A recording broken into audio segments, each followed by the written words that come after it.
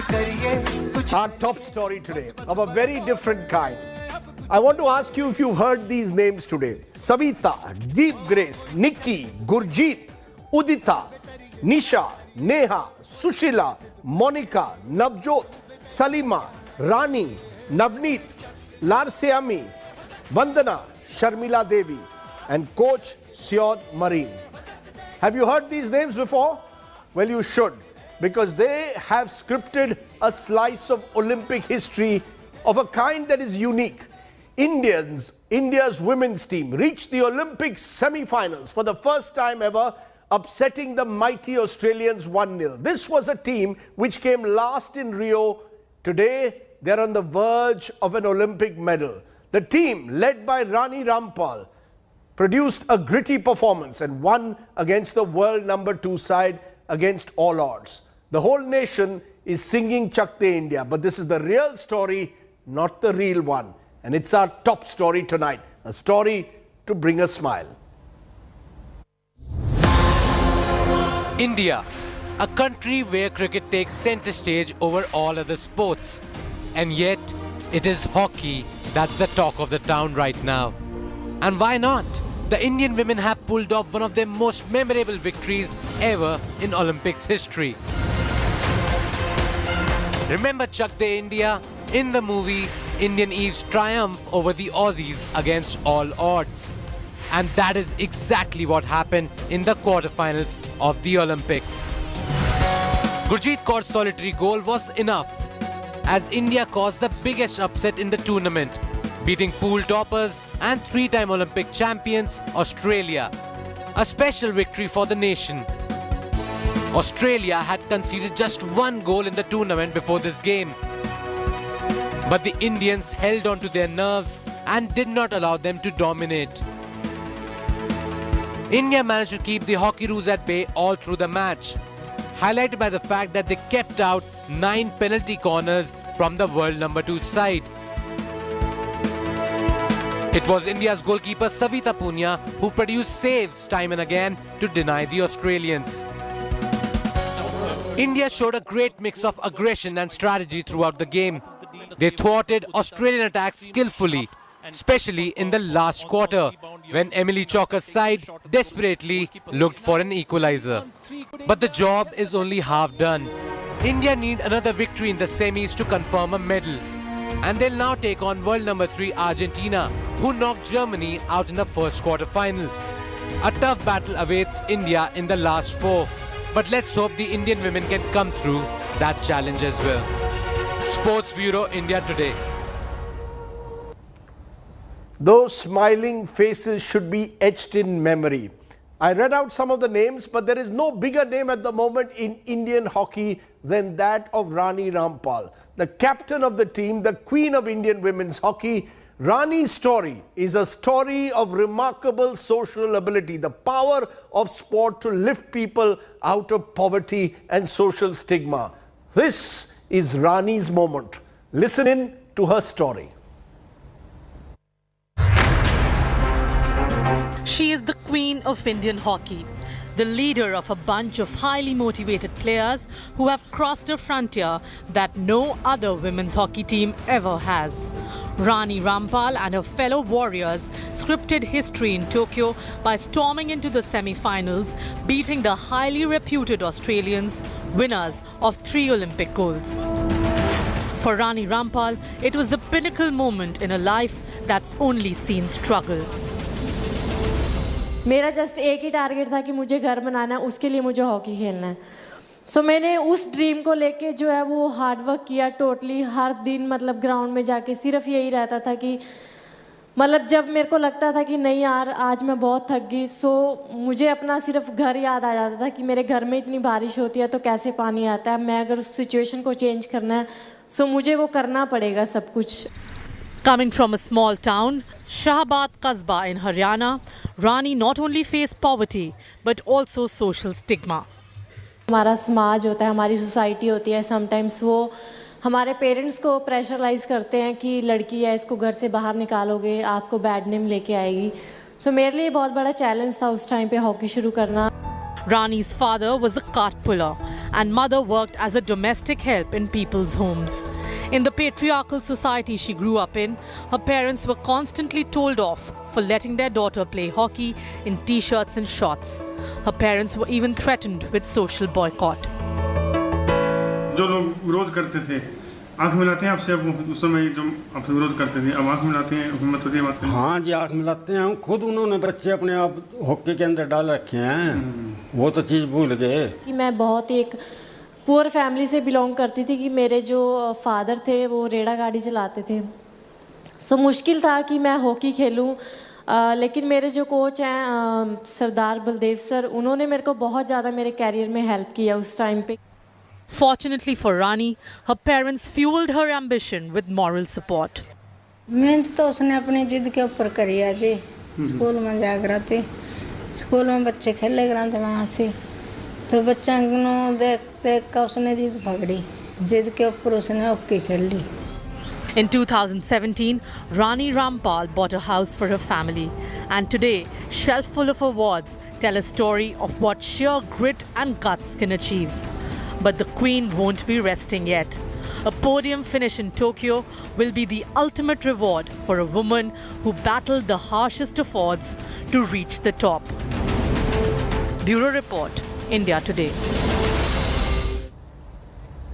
The incredible story of Rani Rampal. But she's not alone. What we've seen in the last week in the Olympics is Nari Shakti, street power, women power on full display at the Olympics. No matter the color of the medal, or in some cases not even winning the medal, truth is our women have brought great glory. PV Sindhu, Lavlina Borgian, Mirabai Chanu, our hockey team, and today Gurjit Kaur, all of them were quite incredible right through this Olympics. They've scaled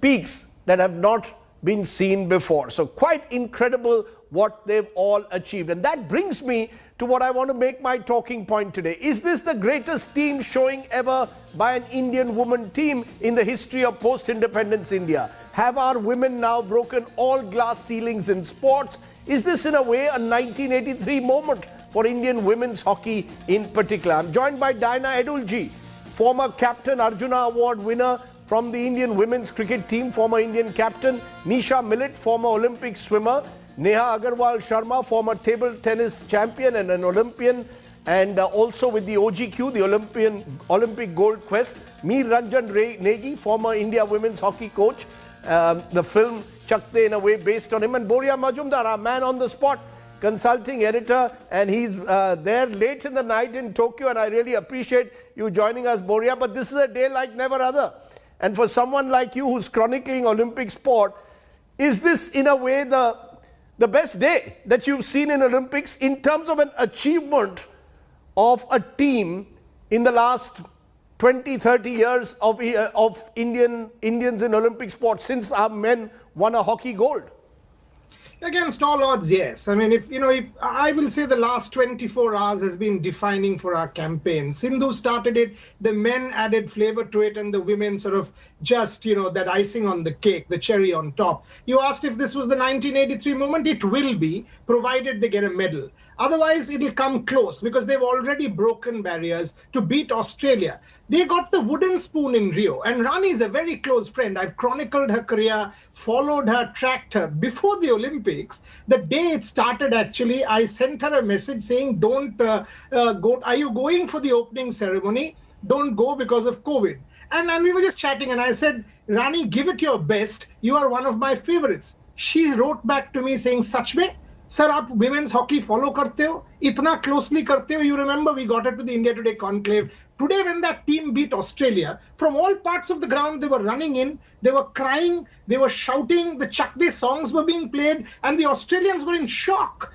That was the moment it dawned on everyone. And talk about Sard Marine. Sard Marine was the men's coach. They removed him. He did not take it as a demotion. He went and coached the women's team and got them here. So overall, this is a story of resurgence, a story of resilience, of commitment, of passion and determination. Lore is being scripted, immortality is being achieved. What more do you want in an Olympic stage? And tell me, I can keep talking about them all through the night. And tell me, Boria, a couple of points. Rani herself had COVID along with some of her other teammates in April. So she recovered from that. And I'm told that 9 members of this Indian team actually outperformed the Australians when it comes to the yo-yo fitness test. Give us a sense of it. What, to your mind, explains this resurgence? You know, you said 9 members. Let me put this on record. The men's team has a yo-yo test performance of 20. I don't think our cricketers have that. The women's team, Rani Rampal, in that interview to me before the Olympics, said they practice for 8 hours on the trot. I said, what? And she said, sir, उसके बाद ना cheat meal खाने का बहुत मन करता है. अगर 8 घंटा आप practice कर लो. 8 hours on the trot, these girls were practicing. They've not gone home for the last 18 months because of COVID. All of them were in a camp. All of them have bonded together. I said, has the pandemic helped? And she said, yes, it has, because हमारे तो काम नहीं है, बाहर नहीं जा सकते, किसी से नहीं मिल सकते. We were all together, huddled in that camp, and we've prepared. So you asked for fitness? Yes, this team is right up there in terms of fitness. They had COVID. They've come together. This is a dream. In Rio, believe me, after that Rio campaign, then the qualifiers, 5-all it was against the United States of America. 5-0 to 5-all. Then that clincher of a goal, 6-5. Here, they lost the first 3 matches and they were slaughtered. Each one of us were castigating. If I would have said, Rajdeep, do a show on women's hockey, would have said, are you mad? Then after, Ireland 1-0, South Africa 4-3, and we were dependent on others to get us to the quarterfinals. And look what happened. Submarine told me, if we get to the quarters, the tournament starts. Rani Rampal told me, sir, knockout पहुंच जाए ना, उसके बाद देख लेंगे. देख तो लिया. This is the real, and it's not real. This is Chak De India in reality. Submarine has bettered Kabir Khan of Chak De India. Shah Rukh Khan has faded into the oblivion as far as I am concerned. I need one more match. And that is day after against Argentina. Tomorrow morning, Belgium, the men's team. Day after, the women's team against Argentina. Then you tell me the 1983 moment. I'll say it's better than that. Okay, good. So we're almost there. And in a sense, your passion reflects the kind of excitement that these women have brought to our sport. Me, Ranjan Negi, before I come to my women sports persons who are joining us, you were coaching the team in that period when Indian hockey, women's hockey was going through tough times, but you took us to victory, I think, in the Asian Games. Give us your sense. For you, what does this moment mean? Is this the biggest moment in Indian women's hockey by some distance? And certainly probably the biggest moment in Indian hockey since 1980, winning the Olympics? Yes, it is one of the greatest moments in Indian hockey because it has been 4 decades that India is devoid of a medal. And these girls, without any incentives, without any facilities, without any tournaments being organized at the local level, they are pumping themselves up. And the entire hockey fraternity, they are providing them that love and affection in a hope that someday India will win. And are you saying, Negi Saab, that even today the players don't get the kind of facilities they need, or has it got better since you in the last decade? There is no facility at the ground level. Trust my things. There are no tournaments for the girls, and they pump themselves up. They pump themselves up just to keep, their morale up. And the way they played in the semi-finals against Australia, defying all odds. I'm so proud today. It is unbelievable performance. Down by 3 goals, as Boria Majumdar said, and then coming back and fighting against the mighty Australia. Okay, I'm having some problem with your audio, but I can sense your enthusiasm, and you are part of this story, me, Ranjan Negi, because you yourself in a way reflect what past hockey players have done for the sport. Let's go to our sports person, Nisha Millet. You've been an Olympian swimmer, and now you're seeing an Indian women's hockey team reach the semi-finals. You're seeing 3 of our women Olympians having won medals, and it could get better with Lovelina, who knows, and even in women's wrestling as well. Is this for you a moment of the Indian woman sports person truly coming out, the coming out party of the Indian woman sports person? Absolutely, Rajdeep. I think there's absolutely no barrier, like you said, that they're going to break. In fact, I think our men are lagging behind. If you look at all our last few Olympic medals, they've all been won by women. So I think we have such great female role models for young girls who are looking at pursuing sports. You don't have to always talk about a Virat Kohli or only go to cricket. Hockey, I think a lot of people forget, is our national sport, and there's so much pride associated with that. Today, everywhere I went, including my pool, people, all they could talk about was Kamaljeet, was the hockey girls, was Sindhu's amazing match yesterday. So it's a coming of age, but I do think things have changed for my time. I think the government is investing a lot. I heard close to about 80 crores has been spent in the last 5 years between the men's and the women's team to get them to where they are today, but that needs to continue. And we want to see that medal, yes, but let's not forget, even by some chance, if they don't do that, they have scripted history and they really, I think, energized the nation and probably revived women's hockey in the country. You know, I want to pick up a point you just made about the government putting in money into sport. Now, there are two views on that. Khelo India program that the government has launched, but funds actually have been cut earlier this year because of COVID times. Governments like Odisha have actually played a major role, particularly in hockey, sponsoring both men and women. Neha Agarwal, you work with OGQ, Olympic Gold Quest, a group that comes together to try and support, sponsor these players. How difficult is it in a non-cricket, in a cricket-crazy country to get corporates, to get governments to sponsor Olympic sport? No, I think, Rajdeep, we have come a long way. I think the preparations for this Olympic Games have been one of the best ever, right? It's been an excellent collaborative effort by the government, the Sports Authority of India, the top scheme, private organizations like ours, and state governments like, for example, Odisha government, to be supporting the athletes. And we've come a long, long way, right? When I played at the 2008 Beijing Olympics, there were hardly any facilities. We had to really fend for ourselves, get the right things for ourselves, and there wasn't much support. And cut to now 2021, I think it's been tremendous effort by the entire ecosystem, and we are definitely on an upward surge. And I think the way the women have played today, this Olympics is all about our women, and the way each of them have performed, right? There's one thing to play at the Olympics, but there's one thing to beat a better opponent. Just look at the increased fitness levels of all our various women athletes who won medals and are in contention. I think it's been tremendous, and all of this has truly been possible because of the shift in the way the athletes have been supported with what it was, say, 10 years back to now, at least in this Olympic cycle. And that's wonderful to hear that you're seeing this change in a way taking place. There was a time, Diana Edulji, and you often remind me of this, you were from that early age, 1970s and 80s, playing women's sport like cricket. And I believe that sometimes you all had to stay at railway stations. You never got to play cricket on a proper ground. Look at what's happening today. The players are fit. Even our women cricketers are, playing in T20 leagues. They're earning, they can make very, very good livelihoods out of sport. Are you envious a little bit that you were born in the wrong generation, or do you want to celebrate the fact that Indian women's sport and Olympic sport is all coming of age?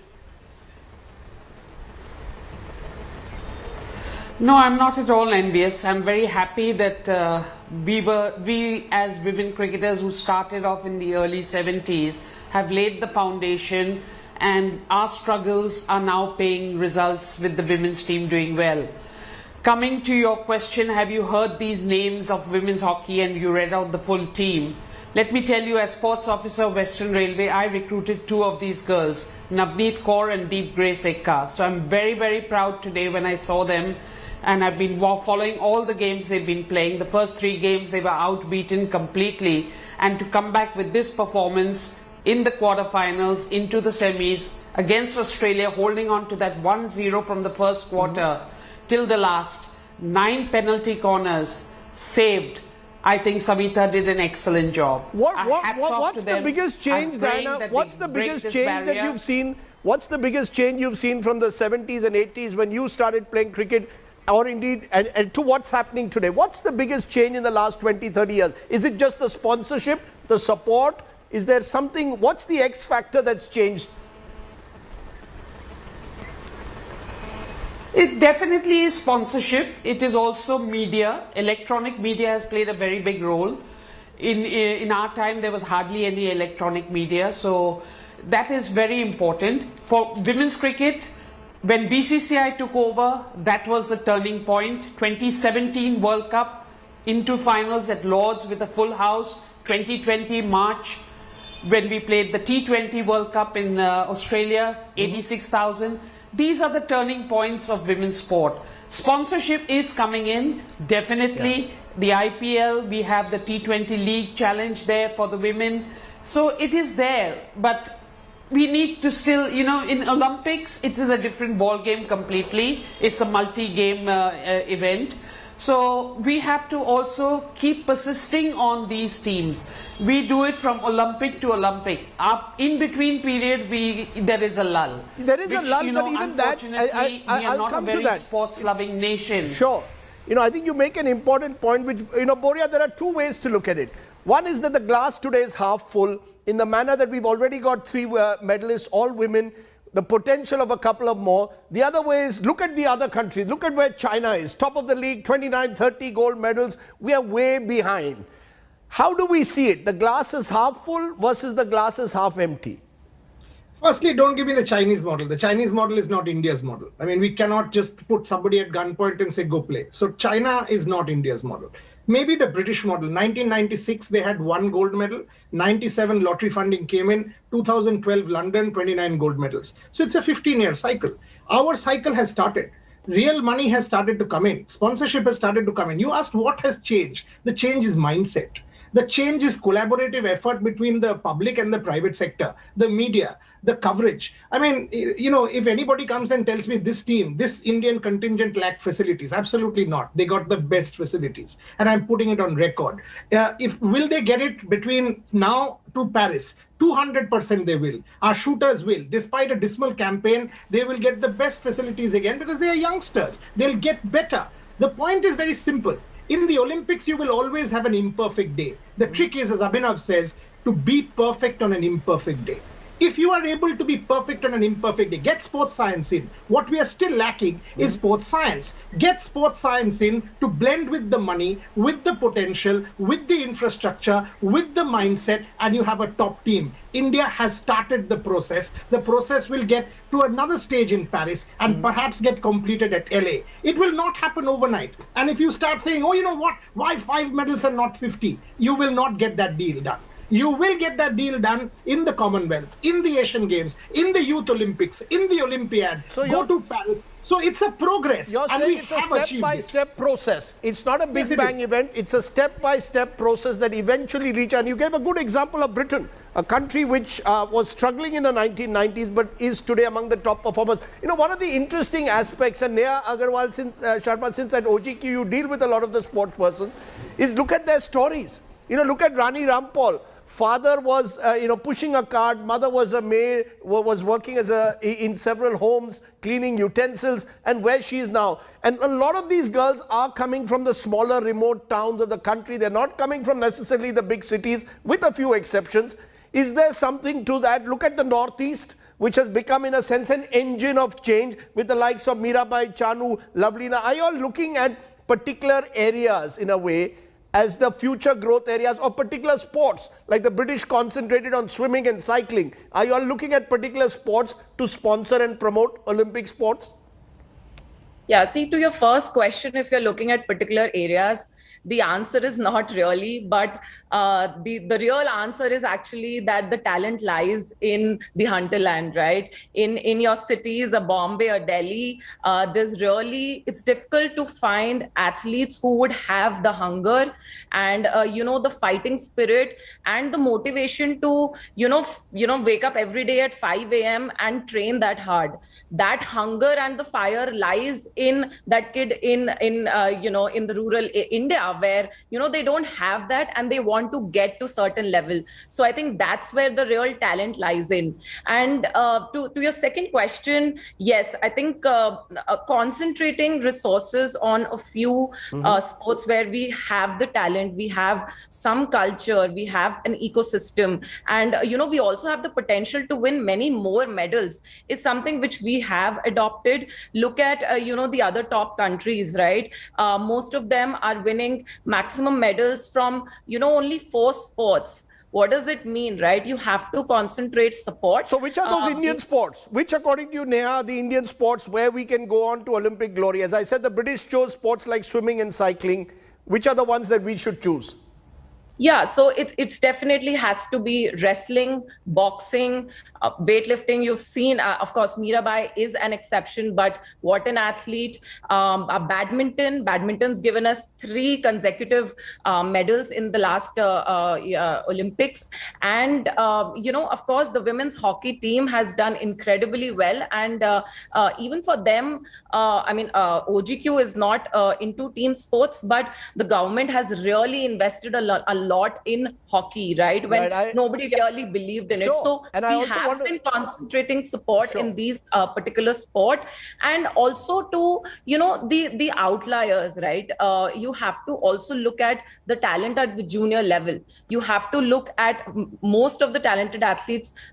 Do they have the potential or not at the junior level? Because see, the real support is needed when they are 15, 16 years old, where there is those are the formative years, right? Where you're shaping them. And if you're giving them support at that stage, I think when they reach their peak, when they are, adults, they will be able to do well. And this is something which I never got, right? I mean, my parents had to, my dad tells me now that he was running into losses when I was at the peak of my career. And he told me this only after I retired. And it was a big shocker. So he was running into losses just to help you play the sport to chase your dream. I mean, that's how far. And you played in 2008. I also want to mention shooting. I know we didn't do well, but that's a sport, again, where Indians have a great chance in the future. But Nisha Millet, again, you come from the generation where I guess people went into the Olympics just to compete. Now we go to win.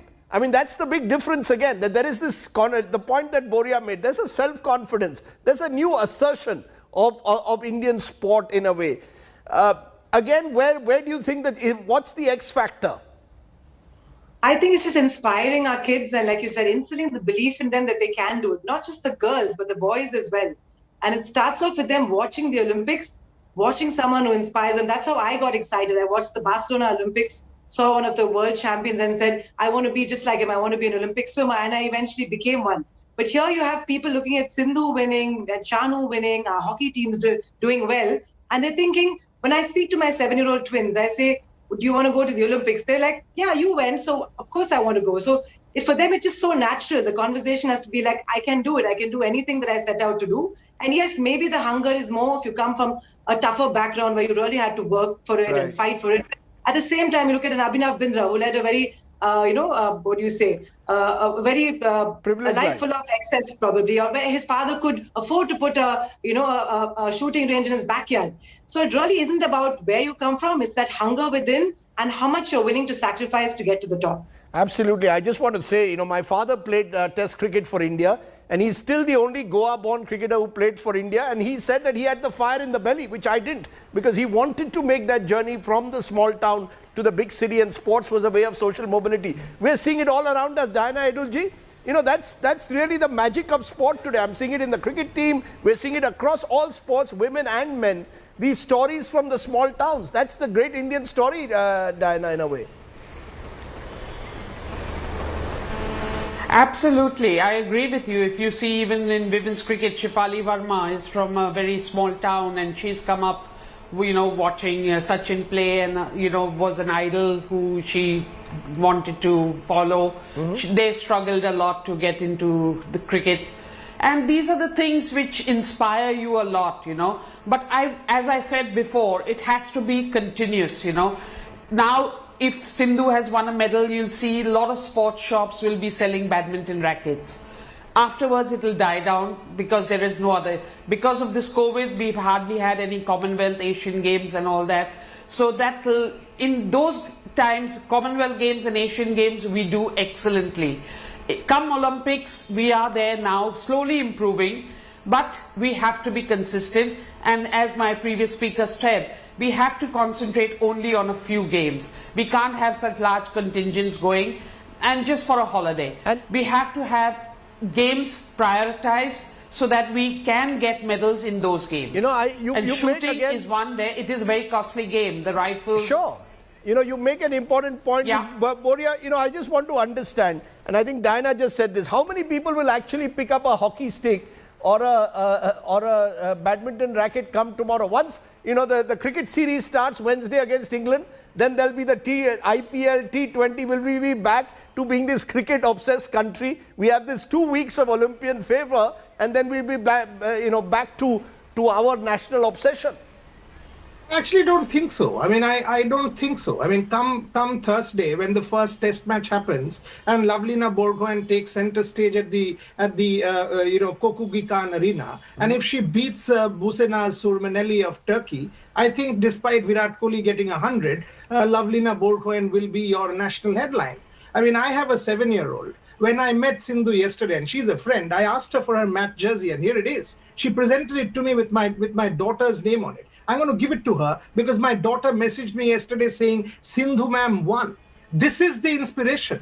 Millions like that back home, watching the Olympic Games, wanting to be the next Sindhu. And this is not going to end with this tournament. Gopi gave me this stat. Earlier, they would find it difficult to fill spots in local competitions. COVID will go in a year. Now, there are 3,000 participants in age group competition in badminton across the country. They do not have spots to get these players to play. A revolution has happened thanks to Saina, thanks to Sindhu. And once this women's hockey team gets a medal, we will see that. And I slightly differ with Diana. Take Bhavani Devi. Bhavani Devi, as the fencing girl, got that first win. All of a sudden, fencing becomes the talking point. And I'm one of those people who think we should invest in sports where there are too many medals. Hockey, after 8 games, 1 medal. Fencing, 20 medals. Cycling, 20 medals. That's what the British model is. And we should have sports science. We should strategically plan with a task force, get it done. There's no reason why in 2028 you will be in the top 10. No reason why, Rajdeep. And no cricket can compete with Olympic sport if you start winning at the Olympics. I am glad to hear that. Okay, I'm really happy. I want to tell you, no sport makes us as emotional or makes me as emotional as hockey, which is a good point to take to Mir Ranjan Negi. 7 a.m. tomorrow, India versus Belgium semi-final. And then the women play, Wednesday against the mighty Argentinians. Mir Ranjan Negi, are we going to win a medal in hockey, men's and women? I'm putting you on the spot. Will we win or not? Or is it only, are we celebrating prematurely? No, this time the team is really, really very good. There is no department there, it is lacking. And Shrijesh is in his top form.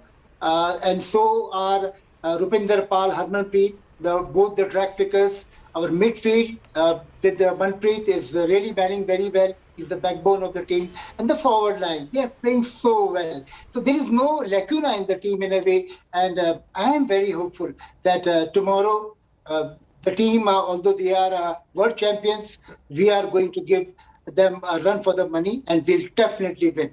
Chaliye, aapke muh mein ghee shakkar is all I can say. That will be the icing on the cake. Diana, I've run out of time. I'm not denying you for any other reason, but we've run completely out of time. You'll be having cricket in the Olympics very soon. Well, we'll see whether we have cricket in the Olympics. That might win us a medal or two, hopefully. But till then, let's celebrate what's happened today. It's a very special day. Thank you all very much for joining me on the show tonight. Not often that we lead with a positive story in the world of sport outside cricket in this country.